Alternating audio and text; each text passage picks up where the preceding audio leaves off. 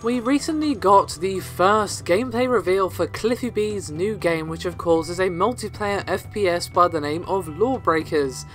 And any interest I might have lost at the sound of those words, multiplayer FPS, was kind of gained back with the trailer. It looks like it's at least trying to do something a little bit different. Now, he spoke at PAX to talk about the new title.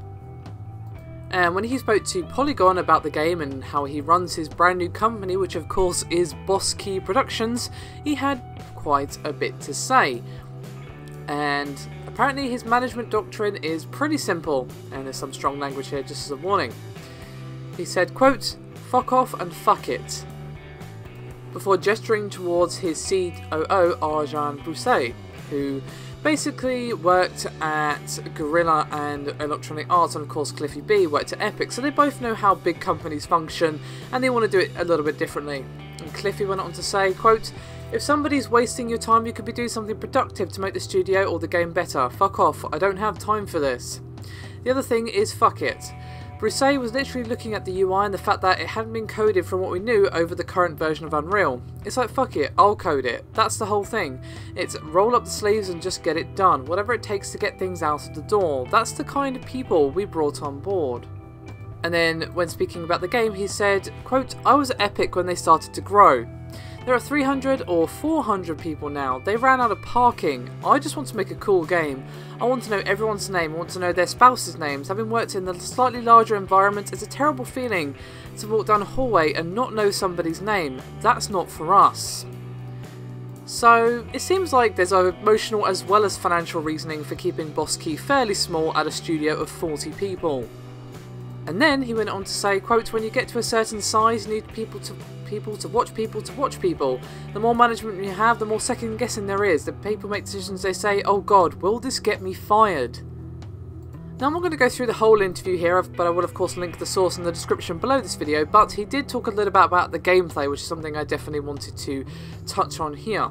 And he said, quote, "Right now each character has a throwable grenade type item. They have a superpower, they have a movement ability that's unique to them. Often it can include a double jump or a dodge. They have unique sizes and hit points. They have 2 weapons, each with a primary and alternative fire. They can all blind fire and kick. Each of them could be a character in their own game. We're finding that each character is a ton of work. It yields a lot of depth.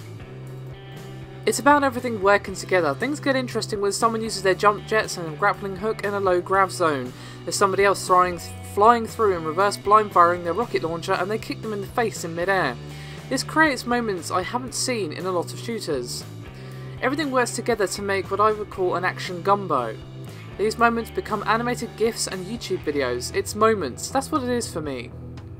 And there's just one last thing I want to touch on from this interview before I wrap up and give my thoughts and opinions, and this actually sounds pretty interesting, how he's talking about how there are of course guns you can pick up and guns that are tied to your character, and he went on to discuss basically how he wanted people to be able to switch characters on the fly. So basically the enemy team is charging at your base, you die and respawn as another character in order to counter the team that they have. So there's kind of like a chess-like play going on, at least according to what Cliffy said, and that definitely brings in a new element of strategy where when you're sort of going for the final push and you kill, say, 2 or 3 people or whatever from the opposing team, the people you just killed could respawn as someone who can kill the actual lineup that you have on your team. So it's kind of like a risk-reward thing, I suppose.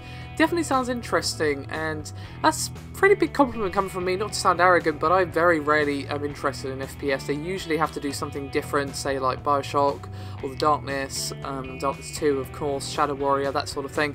But this looks fun, fast-paced and interesting, and I'm definitely looking forward to seeing more. Love to hear your thoughts though guys, thank you very much for watching, I'll see you next time.